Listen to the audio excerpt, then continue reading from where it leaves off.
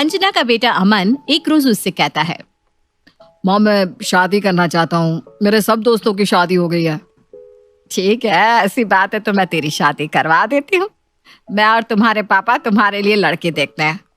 अब लड़की देखने की जरूरत नहीं है माँ, मैंने लड़की देख ली है और मैं उसी से शादी करूंगा।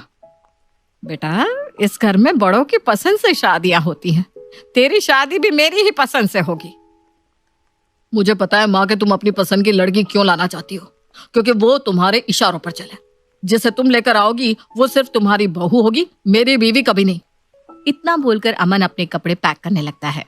अंजना अमन से कहती है, ये सब क्या है बेटा, कहाँ जा रहे हो तुम? मैं ये घर छोड़कर जा रहा हूँ। जिस घर में मेरा कोई नहीं है वहां रहकर मैं भला करूंगा अभी क्या। अमन बैग लेकर घर से निकलने लगता है।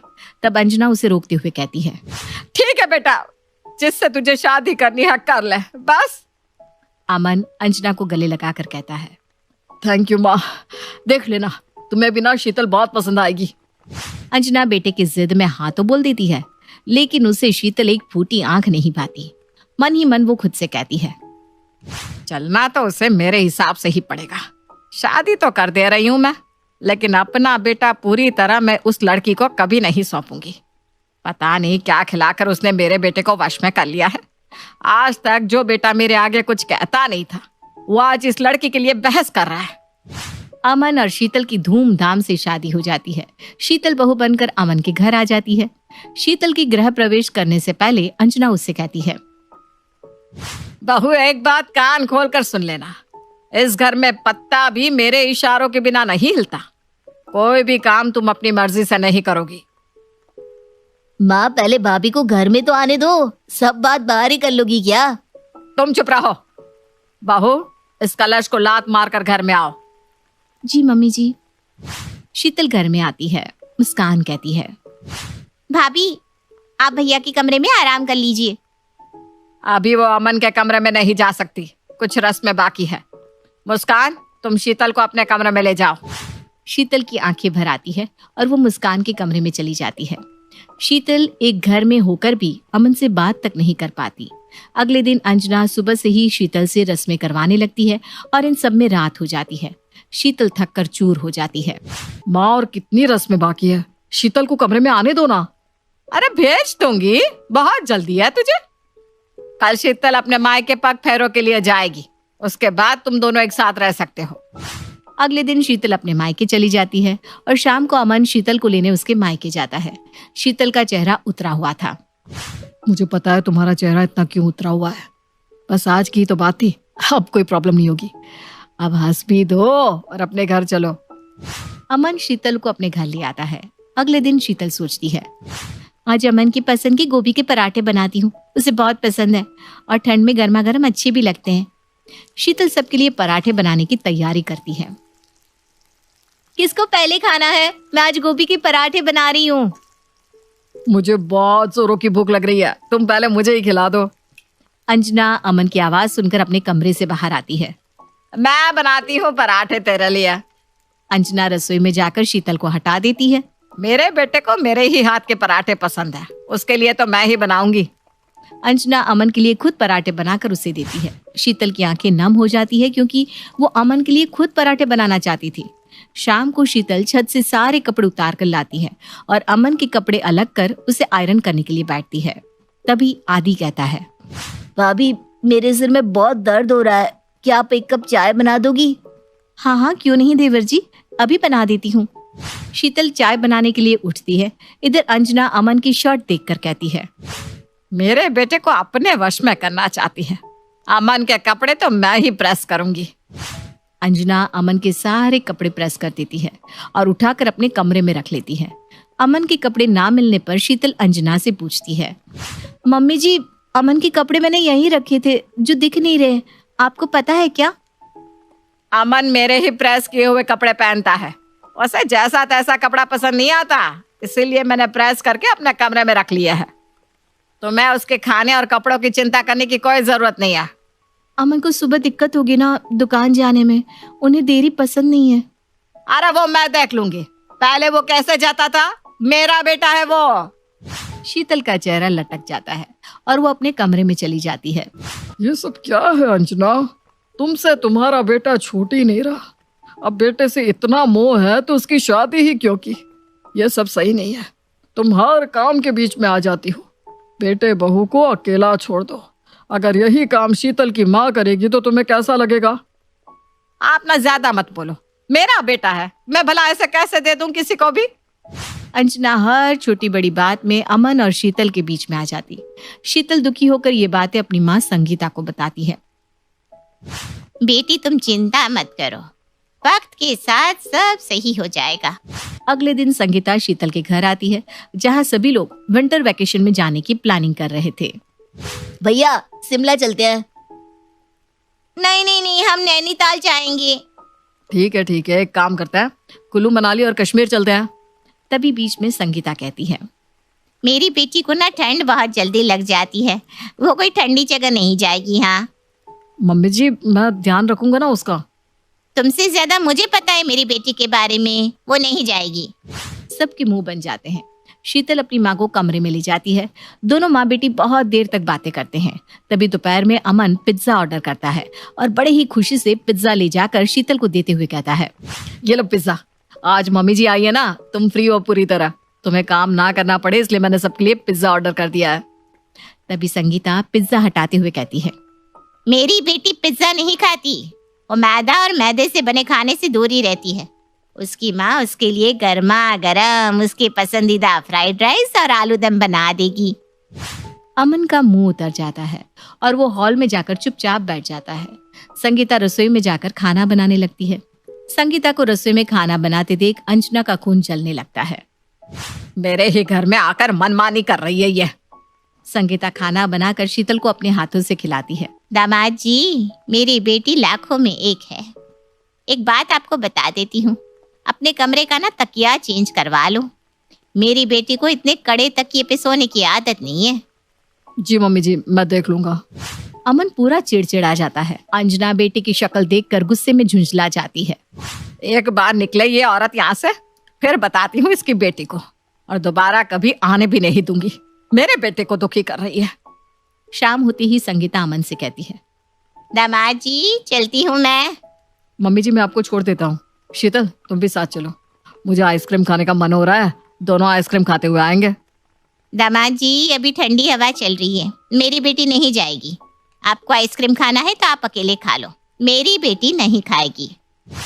अमन संगीता को छोड़ने चला जाता है और यहाँ अंजना का गुस्सा फूट पड़ता है, जो वो सुबह से दबाकर बैठी थी। वो विनय से कहती है, बहू की माँ को किसने इजाजत दी मेरे बेटे की जिंदगी में बोलने की? सुबह से जब से आई है तब से चपड़ चपड़ किए जा रही है। इतना ही उसे तकलीफ हो रही है, अपनी बेटी की फिक्र हो रही है, तो शादी क्यों की? यही बात तो मैं भी कह रहा हूँ अंजना जी। अगर इतनी ही प्रॉब्लम है बहू से तो अमन की शादी क्यों की? विनय की बातें सुनकर अंजना समझ जाती है। वो कुछ कहती उससे पहले ही अमन वहां आ जाता है और शीतल भी अपने कमरे से आकर कहती है, तुम आ गए? इतने में ही संगीता का फोन आ जाता है। शीतल फोन उठाकर स्पीकर में डाल देती है। अब क्या हुआ माँ, अभी भी कुछ कहना है क्या? तुम मेरे और अमन के बीच में मत आओ। तभी अंजना अमन से कहती है, मैं अब तेरे और बहू के बीच में कुछ नहीं कहूंगी। आज तेरी शक्ल देखकर मुझे समझ में आ गया कि जब मैं बीच में बोलती हूँ तो बहू पर क्या गुजरती है। इधर से संगीता शीतल से कहती है, बेटा ये सब मैंने तेरी सास को समझाने के लिए किया है। मेरी ये तरकीब काम आ गई, समधन जी समझ गई और मेरी बेटी का घर बस गया। इससे ज्यादा मुझे क्या चाहिए? शादी के बाद बेटी की घर गृहस्थी में ज्यादा माँ को नहीं बोलना चाहिए, ये मैं अच्छी तरह से जानती हूँ बेटा। शीतल की आंखें भर आती हैं और वो अपनी माँ से माफी मांगते हुए कहती है, थैंक यू माँ, हर जगह मुझे सपोर्ट करने के लिए। अंजना समझ जाती है। अमन और शीतल की जिंदगी में इंटरफेयर करना बंद कर देती है।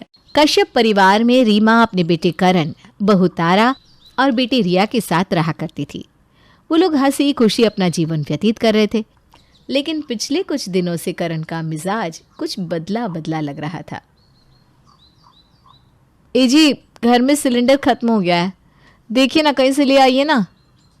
अरे तो पहले बताना चाहिए था ना। अब मेरे ऑफिस का समय हो गया है, अब इसमें मैं तुम्हारे लिए सिलेंडर देखूं या ऑफिस जाऊं? तो कोई बात नहीं, आप ऑफिस से लौटते समय लेते आना। वरना रात में भी खाना नहीं बन पाएगा। अभी तो हम लोग काम चला ही लेंगे, लेकिन रात को याद से लेते आना। हाँ हाँ ठीक है, लेता आऊँगा। अब मुझे ऑफिस तो जाने दो, पहले ही मुझे देर हो रही है।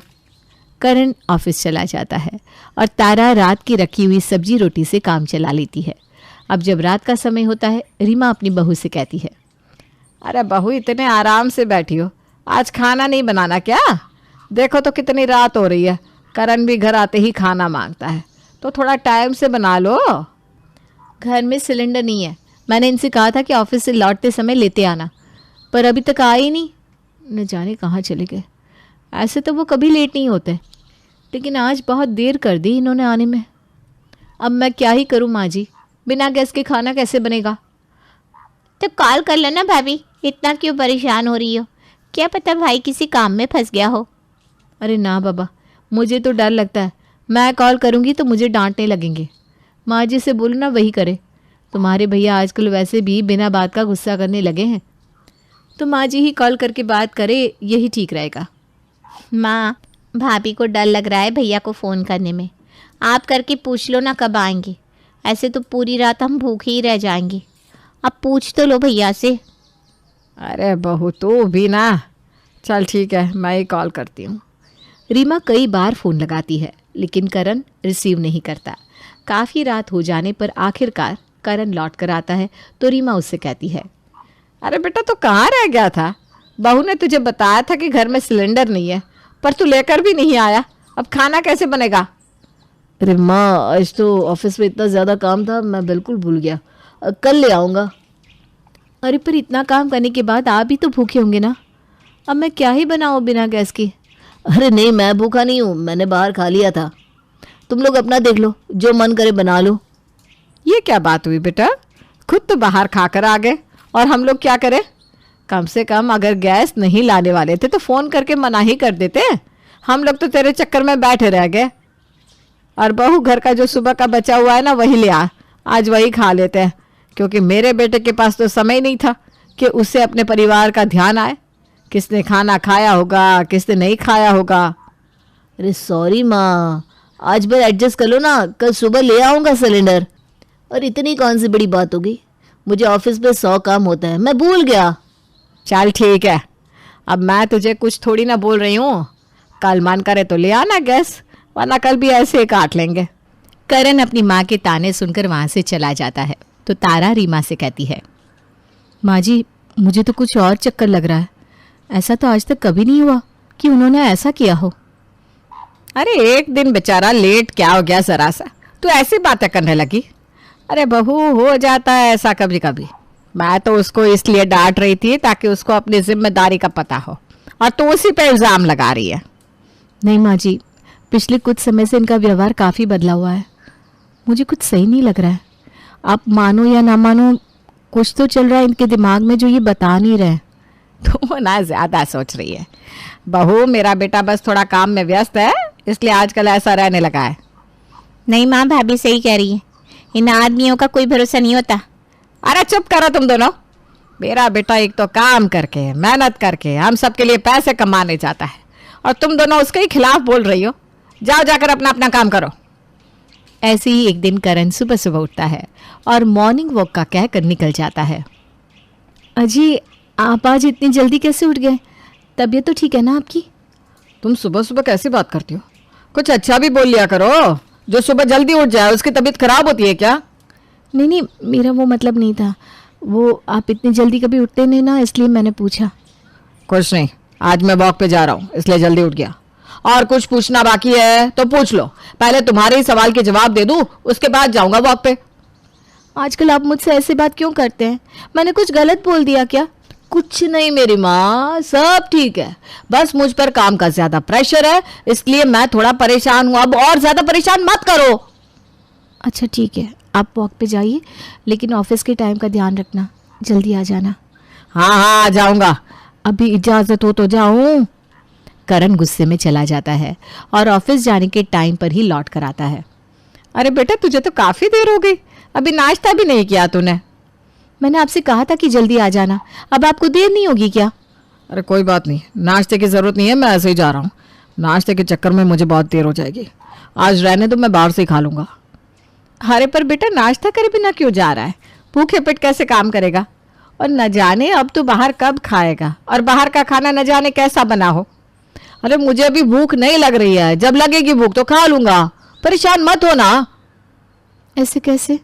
बस 2 मिनट की बात है, लेकिन खाना खा कर जाइए आप। कह रहा हूं ना कि भूख नहीं लग रही है, तो क्यों पीछे पड़ी हो? और मेरे लिए शाम में भी खाना मत बनाना, आज ऑफिस में ज्यादा काम होगा इसलिए लेट हो जाऊंगा। अब हटो आगे से, मुझे देर हो रही है ऑफिस जाने में। अच्छा, पर खाना समय पर खा लीजिएगा। हाँ हाँ ठीक है। करण ये बोलकर चला जाता है और रीमा तारा से कहती है, तू सही कह रही थी बेटा, कुछ तो गड़बड़ है। मेरा बेटा पहले तो ऐसा नहीं था, कुछ तो चल रहा है जो ये हमें बता नहीं रहा है। मैंने भी कहा था, आप ही हमारी बात नहीं मानती हो। भैया पहले से बहुत बदल गया है, वरना भैया ने ऐसे कभी बात की है क्या घर में? हाँ हाँ ठीक है, पता करना पड़ेगा आखिर चल क्या रहा है। पर हम लोग गड़बड़ का पता कैसे लगाएंगे? ये तो घर में ना किसी को कुछ बताते हैं, ना ठीक से बात करते हैं। अरे तू सब मुझ पर छोड़ दे, अगर मेरा बेटा बिगड़ा है तो इसको सुधारने की जिम्मेदारी भी मेरी है। बस तू मेरा साथ दे, फिर देख मैं कैसे अपने बेटे को लाइन पर लेकर आती हूँ। आखिर माँ हूँ उसकी। मैं तो आपके साथ ही हूँ माँ जी। उस शाम जब करण के ऑफिस का टाइम निकल जाता है तो रीमा उसके ऑफिस में कॉल लगाती है। हेलो, क्या मेरी बात करण कश्यप से हो सकती है? आप कौन? मैं उसकी माँ बोल रही हूँ, उसका फ़ोन नहीं लग रहा है, ज़रा आप बात करा देंगे? ओह अच्छा, पर माता जी ऑफिस का टाइम तो पूरा हो चुका है और वो घर जा चुके हैं, थोड़ी देर में घर पहुंच जाएंगे, आप चिंता ना करें। अच्छा अच्छा, तो फिर वो आता ही होगा। पर एक बात तो बताओ, क्या इससे पहले कोई ओवर टाइम हुआ है? नहीं तो, करण तो रोज़ अपने टाइम से पहले ही निकल जाते हैं और ऑफिस भी आजकल लेट ही आते हैं। अच्छा चल ठीक है। हाँ बेटा। ये सारी बातें रीमा तारा को बताती है। तारा ये सुनकर रोने लगती है। रीमा उसे चुप कराती है। अरे बहू, रोने से कुछ नहीं होगा, पहले हमें ये पता करना है कि ये जाता कहाँ है। क्या पता जैसा हम सोच रहे हो वैसा हो ही ना, तुम थोड़ा संयम से काम लो। करण उस रात भी लेट आता है। मुझे अब अपने ही बेटे की जासूसी करनी पड़ेगी, आखिर कहाँ जाता है, क्या चल रहा है। अगले दिन जब सुबह करण ऑफिस के लिए निकला तो रीमा चुपके से उसे देखने लगी। करण घर से निकलकर ऑफिस जाने के बजाय उनकी पड़ोसन सुजाता के घर चला गया। रीमा ये देखकर हैरान रह गई। हे भगवान, करण यहाँ क्या कर रहा है? ये सब गलत है, अब मुझे ही इसको सुधारना पड़ेगा। ये बात आप भाभी को ना बता देना, वरना उन्हें बहुत बुरा लगेगा। पर आप सुजाता के घर जाओ और पता करो कि क्या चल रहा है। करण चला जाए फिर जाऊंगी, वरना उसको शक हो जाएगा कि हम लोग उसकी जासूसी कर रहे हैं। करण के निकल जाने पर रीमा पड़ोसन के घर जाती है। अरे आंटी आप आइए आइए, और बताओ कैसे आना हुआ, सब ठीक ना घर में? कैसी हो सुजाता? आजकल तुम बाहर कम ही दिखती हो, कहाँ रहती हो आजकल? तुम्हारी तबीयत तो ठीक है? मैं अच्छी हूँ, बस थोड़े घर के काम के बाद बाहर जाने का मन ही नहीं होता, इसलिए घर में रहती हूँ आजकल। आप बताओ कैसी हैं आप? अरे कुछ नहीं, मैं तो बस यूं ही तुमसे मिलने आ गई, तुम तो आती नहीं हो। अरे आ जाया करो तुम भी हमारे घर। बातों के दौरान रीमा देखती है कि करण का रुमाल वहां पड़ा हुआ है, तो वो चुपके से उसे उठाकर घर ले आती है। मैं आज ही इसकी खबर लेती है, पर कल रिया को देखने वाले आ रहे हैं, वो आकर चले जाए फिर इससे बात करती हूँ। अगले दिन रिया को देखने वाले आते हैं तो उस समय भी करण गायब होता है। लड़के वाले आ गए पर ये अभी भी गायब है। बताओ अब रिश्तेदारों को क्या कहेंगे कि ये कहाँ गए? हर वक्त बस ऑफिस ऑफिस दिखता है इन्हें। इस लड़के ने तो हद ही कर दी, तो रुक मैं ढूंढ कर लाती हूँ। रीमा सीधे पहुंच जाती है सुजाता के घर। करण, करण, तुझे पता था कि आज रिया को देखने लड़के वाले आ रहे हैं? तो तू यहाँ क्या कर रहा है? जब देखो तब यहाँ आ जाता है, चल क्या रहा है? अरे मेरे ध्यान से उतर गया माँ, मैं ना कुछ काम से आया था। हाँ पता है तेरा काम, झूठ बोल बोल कर यहाँ आता है तू। तेरे सारे काम मुझे पता है, मैं बस सोच रही थी कि आज का दिन निकल जाए फिर तेरे काम की अच्छी खबर लूं। ये क्या बोल रही है माँ, आप गलत सोच रही हैं। मैं तो आज ही यहाँ आया हूँ, वो भी कुछ था इसलिए, वरना मेरे पास टाइम ही कहाँ रहता है। ये देख, ये तेरा रुमाल, जो तू कल भूल कर गया था यहाँ, और तू कह रहा है कि तू आज ही यहाँ आया है। सुजाता, तू ही बता, चल क्या रहा है यहाँ?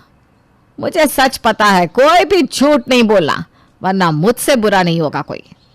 कुछ नहीं चल रहा है, ये तो मेरे मेहमान हैं, यहाँ आते हैं तो मैं थोड़ी ना भगा दूंगी इन्हें। अगर आपको इतना ही बुरा लग रहा है तो अपनी बेटी को संभालो कि वो मेरे घर ना आए। हाँ, ये सच है कि मैं यहाँ आता हूँ तो कोई पाप थोड़ी ना कर रहा हूँ। चलिए अब घर चलते हैं। पाप यहाँ आना नहीं है, पर झूठ बोलना पाप है। तू शादीशुदा है, तुझे ये सब करना शोभा देता है क्या? अच्छा चलिए ना, वो लोग वेट कर रहे होंगे, बाद में बात करते हैं। वो लोग वापस घर जाते हैं और लड़के वालों से मिलते हैं। उनके जाने के बाद रीमा रिया से कोई प्लान बनाने को कहती है। कैसा प्लान? क्या करना है बताओ तो आप। अरे कोई ऐसा प्लान जिससे तेरे भैया उस सुजाता के घर जाना छोड़ दे और अपने परिवार की तरफ ध्यान दे। अब मैं क्या प्लान बताऊं? मैं तो बस इतना जानती हूँ कि जैसे के साथ तैसा होना चाहिए, तभी जाकर भाई को अकल आएगी। सही है, अब जैसे के साथ तैसा करूंगी मैं। क्या करने वाली हो आप माँ? अब तो तू बस देखती जा कि तेरे भाई को मैं लाइन पर कैसे लेकर आती हूँ। आखिर उसकी माँ हूँ मैं। रीमा रिया को पूरी बात समझाती है। अब जब करण ऑफिस गया हुआ होता है तो रीमा रिया के एक दोस्त रमन को बुलाती है और रिया को चाय बनाने भेज देती है। साथ ही खुद वो बाहर चली जाती है, जिससे मजबूरन रमन को तारा से बात करनी पड़ती है। हेलो करण, बेटा मैं बाजार आई थी, बहू का फोन नहीं लग रहा, जरा उससे पूछना क्या क्या सामान लाना है। अच्छा माँ, आप रुको, मैं पूछ कर बताता हूँ। जब करण तारा को फोन लगाता है तो उसे पीछे से किसी लड़की की आवाज आती है। वो घबरा जाता है। हेलो जी, बताइए क्या हुआ? अरे जल्दी बोलिए ना, मैं थोड़ी बाहर हूँ किसी काम से। उफ, बहुत गर्मी है नहीं? ये लड़का कौन बोल रहा है? वो रिया का दोस्त है। सच बताओ। अरे सच ही बोल रही हूँ। झूठ? तुम रिया के दोस्त के साथ क्यों बात करोगी भला? अरे मैं सच बोल रही हूँ, रिया चाय बना रही है, अभी बात कराती हूँ उससे। तारा किचन में जाती है तो रिया वहां नहीं होती। दरअसल दोनों माँ बेटी घर से बाहर निकल गई थी। करण तारा से बहुत गुस्सा होता है। अब अगले दिन तारा करण से बाजार चलने को कहती है तो वो कहता है, आज मुझे बहुत काम है, मैं नहीं जा पाऊंगा, कल चलेंगे। पर सुनिए तो, एक बार बोल दिया ना, दिमाग मत खाओ। करण चिल्लाकर घर से निकल जाता है। तभी रीमा रिया के दोस्त को फिर से बुला लेती है और उससे कहती है, बेटा मेरी बहू को जरा बाजार ले जा, बहुत जरूरी काम है इसे। अच्छा आंटी, बुलाइए उन्हें। तारा, बेटा रमन के साथ बाजार चली जाओ, करण तो बहुत बिजी है, पता नहीं कब जा पाओगी। ठीक है माँ जी। तारा रमन के साथ बाजार चली जाती है। बाजार में करण और सुजाता भी होते हैं। करण जब अपनी पत्नी को किसी गैर मर्द के साथ देखता है तो उसका खून खौल उठता है। हालांकि वो वहां उसे कुछ बोल नहीं पाता। ये तारा को क्या हो गया है? मैंने मना किया तो किसी और आदमी के साथ आ गई। घर जाकर बताता हूँ इसे। करण सुजाता को फटाफट शॉपिंग कराता है और घर पहुंचता है। तारा, कहाँ गई थी तुम? मैं बाजार गई थी। किसके साथ? वो क्या? मैंने पूछा किसके साथ गई थी? उसकी छोड़, तो किसके साथ गया था? किसने कहा मैं बाजार गया था? रिया, इनको फोटो तो दिखाओ जरा। ये देखिए भैया, आप और आपकी चहेती पड़ोसन। ये क्या है? मुंह में जबान नहीं बची क्या? हमने कल तुम्हारी बातें सुन ली थी कि तुम सुजाता को बाजार ले जाने वाले हो, तो जब तुम दूसरी औरत को बाजार ले जा सकते हो तो तारा दूसरे आदमी के साथ क्यों नहीं जा सकती? आप लोग मेरी जासूसी कर रही थी। आप झूठ बोलकर सुजाता के घर जाते हो? अरे तू चुप कर चरित्रहीन। ये सुनते ही रीमा करण को थप्पड़ मार देती है। पहली बात, मैं तेरी जासूसी नहीं कर रही थी, तुझे सुधारने की तैयारी कर रही थी। और दूसरी बात, अगर बहू बाजार जाने से चरित्रहीन हो गई तो तू उस सुजाता के घर में बैठने से क्या हो गया? बता जरा। आप करो तो रामलीला, भाभी ने किया तो कैरेक्टर ढीला। चुप कर रिया, हर वक्त मजाक अच्छा नहीं लगता। सॉरी माँ। मुझे तारा के हाथ का खाना बिल्कुल पसंद नहीं है। एक दिन जब मैंने सुजाता के हाथ का खाना खाया तो मुझे बहुत अच्छा लगा और तब से मैं वहाँ जाने लगा। ऐसी बात थी तो आप मुझे भी बता सकते थे, मैं अपनी कुकिंग सुधार लेती। मुझसे बात ना करो, तुमने मुझे धोखा दिया है। अरे पागल, बहू ने कोई धोखा नहीं दिया, यह सब मेरा प्लान था। वो लड़का रिया का दोस्त रमन था। चल माफी मांग बहू से, और आज के बाद उस सुजाता के घर कभी मत जाना। मुझे माफ कर दो तारा, मुझे तुमसे बात कर लेनी चाहिए थी। आप भी मुझे माफ़ कर दो, मैं अब से आपकी पसंद का और अच्छा खाना बनाऊंगी। ये हुई ना बात। उस दिन के बाद से वो लोग मिलजुल कर खुशी खुशी रहते हैं। वर्मा परिवार में सरिता अपने 3 बेटे राज, जितेंद्र और विनोद के साथ रहा करती थी। सरिता ने राज की शादी किरण से करवाई, जो कि उसकी सबसे बड़ी बहू बनकर उसके घर में आई। पर किरण बहुत ही आलसी थी। बहू, दोपहर का खाना बन गया क्या? आज तो तुमने बहुत देर लगा दी खाना बनाने में। जी माँ जी, अभी बनाती हूँ। अरे यार, क्या है ये, हर समय कुछ न कुछ काम लगा रहता है। आखिर क्यों खाना है लोगों को 3 टाइम खाना? एक टाइम खाकर भी तो जिंदा रह सकते हैं। मेरे से तो नहीं होगा इतना कामकाज।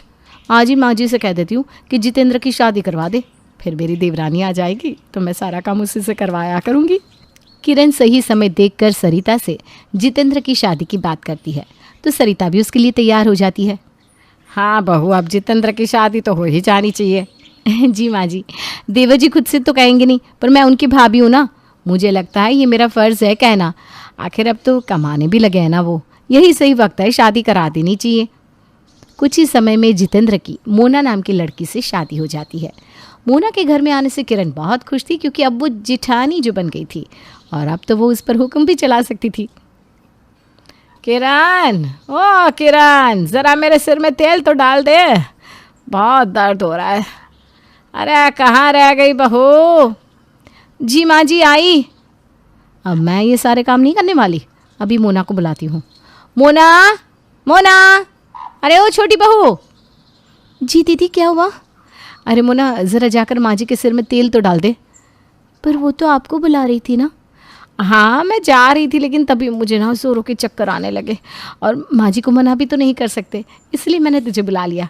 अब वैसे भी तुम घर में छोटी बहू हो, अगर माँ जी की सेवा करोगी तो तुम्हें घर में ज़्यादा मान मिलेगा और तुम माँ जी की फेवरेट बहू बन जाओगी। सच में दीदी, मैं अभी जाती हूँ, मैं ही कर दूँगी, आप ना बस आराम करो। आप कितनी अच्छी हो जो अपनी देवरानी के लिए इतना सोचती हो, ऐसी जेठानी सबको मिले। ऐसा कहकर मोना वहाँ से चली जाती है। कितनी पागल है, मुझे क्या, बस भगवान ऐसी देवरानी सबको देना। चलो मैं तो चली अब सोने। मोना सरिता के सिर में तेल डालने चली जाती है और किरण ये देखकर बहुत खुश होती है कि वो अपना काम किसी और पर टाल सकती है और खुद मज़े से आराम कर सकती है। सोकर उठने के बाद खाना बनाने का टाइम हो गया है। एक काम करती हूँ, अपने हाथ में पट्टी बांध लेती हूँ। मोना से कह दूँगी, मुझे चोट लग गई है, खाना तू ही बना लेना आज। अरे किरण, मोना, कहाँ हो दोनों? खाना कब बनेगा? दोपहर का खाना दीदी बनाने वाली थी, क्योंकि मैं तो सुबह से घर के कामों में लगी हुई थी ना। किरण, यहाँ तो आओ।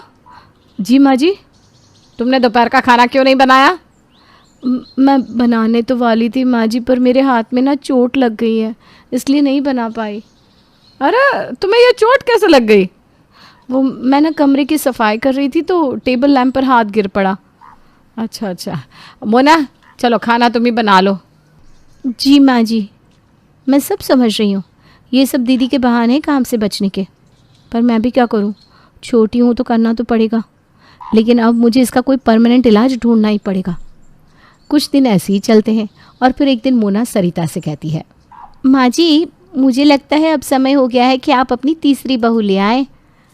अरे तीसरी बहू की बात कहाँ से आ गई?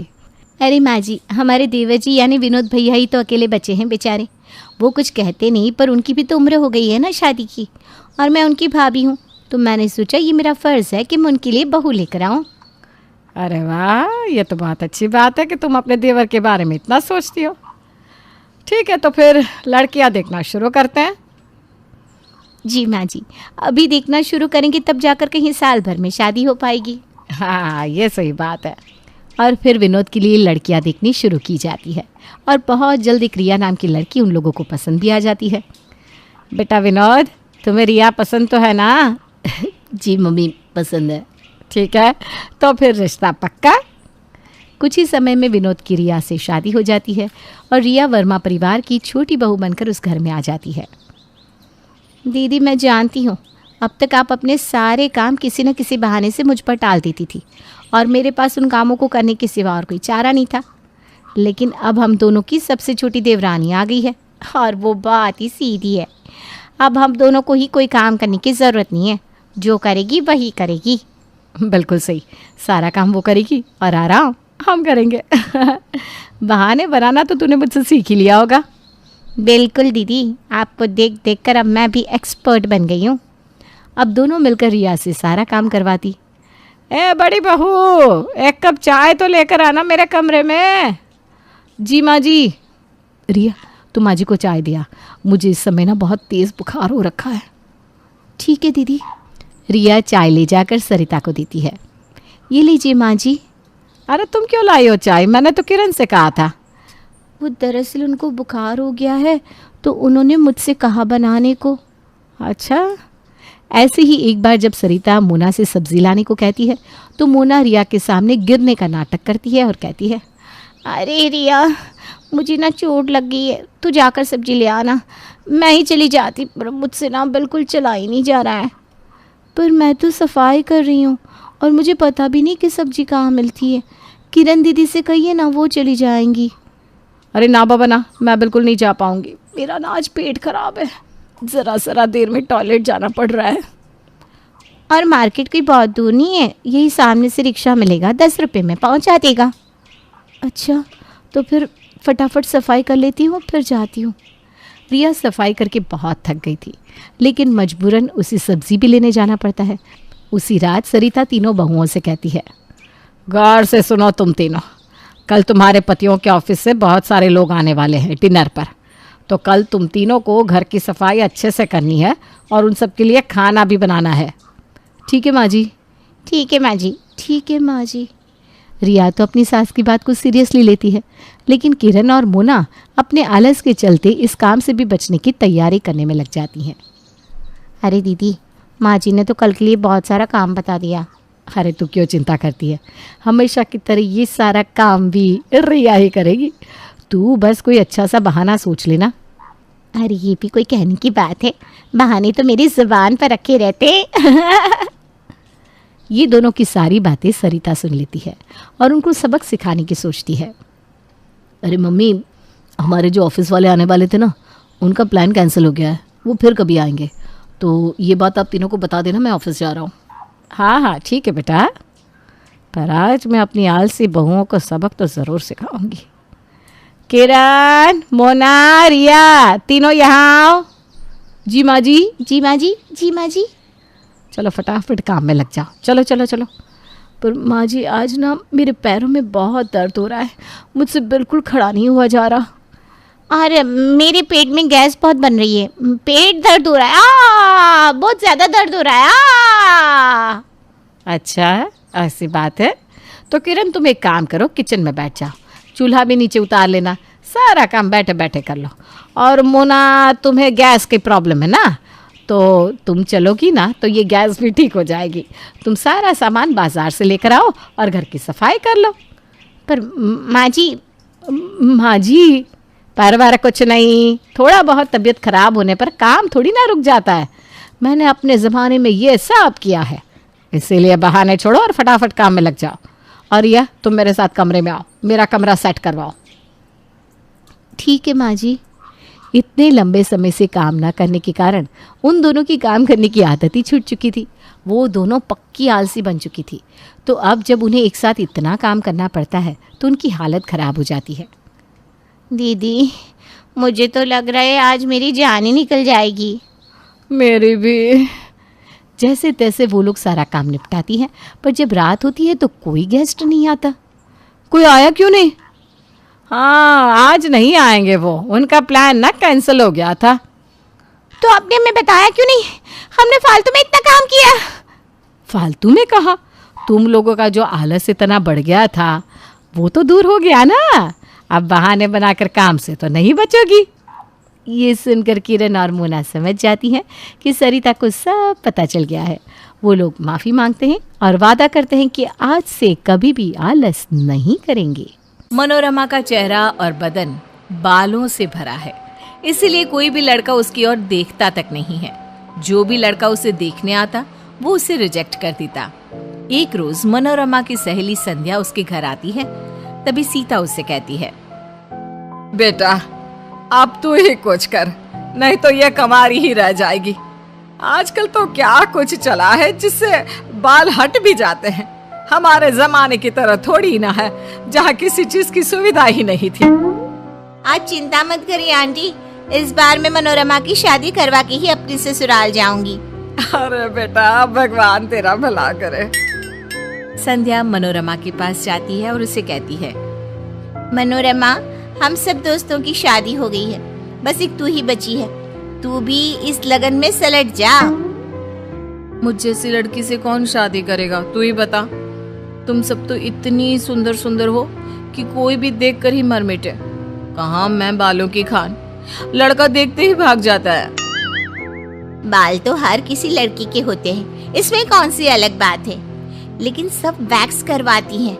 चल आज तू भी करा, फिर देख कैसे तेरे लिए लड़कों की लाइन लग जाती है। नहीं नहीं नहीं, मुझे बहुत डर लगता है। अरे यार बहुत दर्द होता है, मैं नहीं करवा सकती ये सब। अरे पागल, एक बार ही तो कराना है, बस शादी हो जाए फिर क्या।